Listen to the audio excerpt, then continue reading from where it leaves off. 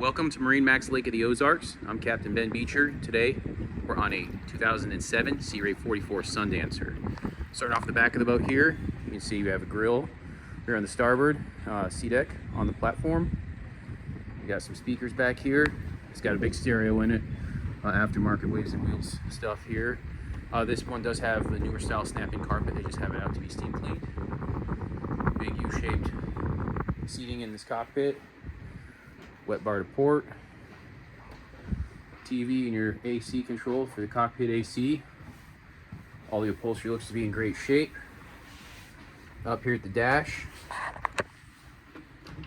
you see it's got new Garmin screens. This one also has bow thrusters.